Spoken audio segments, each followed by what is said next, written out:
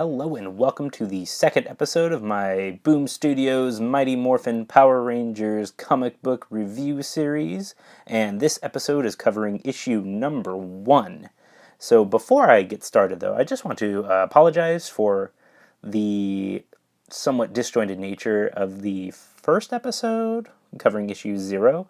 I was just having a little bit of difficulty coming up with the general format of the show. So my apologies if it seemed a bit disjointed and as if I didn't really know what I was doing, but things are going to change this episode because I actually have the comic book right in front of me and I can double check things right as we go, so that's good.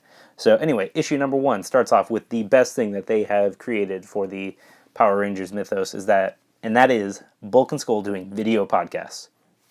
That is the best idea I have ever seen. They have so many subscribers, and if video streaming technology existed back in the 90s as it does today, that's exactly what Bulk and Skull would be doing. It just makes so much sense, and I'm so happy that they did that.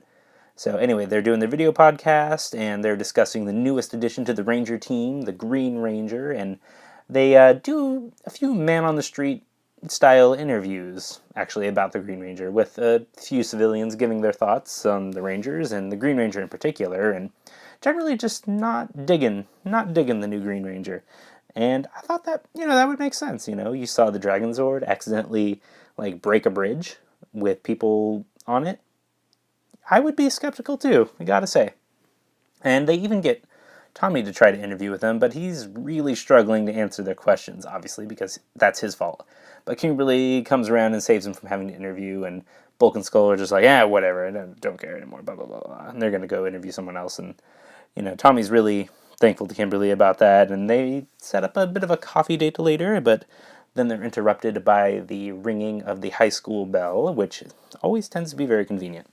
So anyway, it cuts over to Jason and Zach, and they're sitting through class, and Zach is just conked out. He is just not having it right now.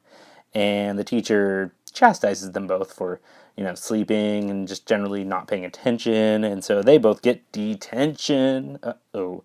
The horrid detention, which never really was all that horrible to begin with, but they get detention, and when they go to lunch, they talk about how lame that is and all that, blah, blah, blah, blah, blah, and they're eating lunch with the rest of the Rangers, minus Tommy, because apparently this isn't his lunch period.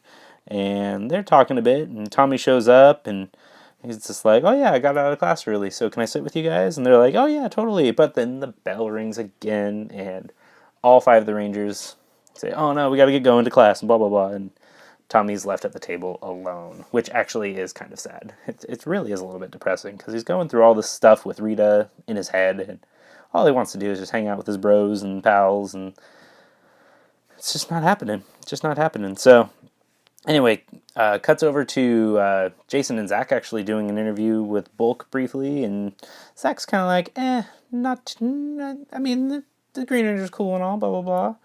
And then Tommy's like, well, everyone deserves a second chance. And then that cuts over to Rita, talking about the crystal from the previous issue, and she's talking about how the green chaos energy that's created by the Dragon Zord is actually fueling the crystal. So she needs to get more energy from the Dragon Zord fights as well as the Green Ranger fights. And that's what she's telling Scorpina. So there's a plan hatching there. So it cuts back over to Jason and Zach sitting in the detention room, talking about the Green Ranger and Tommy and all that, and I just don't think that's the best idea, talking to each other about, sensitive Ranger matters in a public place like that, but I digress. But Jason's still kind of Zach is actually, not Jason, Zach. Zach's pretty skeptical about having Tommy on the team. He just really doesn't feel like he can trust him. And Jason, he's also having a bit of a skeptical attitude towards it as well, but he says that he has faith in Zordon's judgment, which, as the leader, it's good that he's standing up for the guy in charge there. And after that, it cuts to this, completely, it's a weird juxtaposition. It cuts right into a huge battle scene, big 2-page spread, and, you have the Pink Ranger and the Pterodactyl going around shooting a monster, and Tommy's just taking a bunch of putties out on the ground, and they're all talking about how they need to get the civilians to safety. And then, interestingly, he tries to lead the civilians down this, one alley, and is trying to be a good leader there, and all of a sudden they're like completely ambushed by putties, and you actually see the putties like descend down onto the civilians and cover them. It's like, whoa, what is this, some kind of little zombie comic? What is this, The Walking Dead, The Walking Rangers? I don't know what's going on here. But as Zordon reveals, it was all a simulation in their pocket dimension, which the pocket dimension is like their version of the danger room, basically. It's this little dimension that they can go into to do practice runs and all that, and do some training, and kind of a good idea. And Zordon says that the simulation is basically a lose-lose scenario, because no matter which way he had gone, he would have been ambushed by something. So it was just really testing his ability to, protect life, which I thought was a cool little lesson. Tommy's just like, no, I got to keep going, got to do it again. And Kimberly's like, we had a coffee date, and Tommy's like, hey, I got to go do this. This is important. Kimberly's like, oh, fine, whatever. And then cuts over to Tommy arriving at home pretty late at night, and lays down in his bed getting ready for a good night of sleep, and then all of a sudden he gets up to a sword right to his throat, and it's Scorpina standing there with the sword to his throat in his home, ambushing him at home. Oh my goodness. And that's how the issue ends. So overall, another good issue. Showing the Rangers actually interacting at the school is nice to see.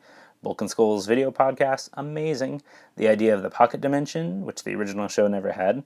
I like all these ideas that they're introducing here. It's going slowly at introducing these new ideas, but they're coming in. And having a Ranger get ambushed at their home by a villain, that is gutsy. So let's see how that pays off for Scorpina in the next issue. So, yeah, thank you for watching this episode. Tune in next time for issue number 2. And until next time, stay average. Goodbye.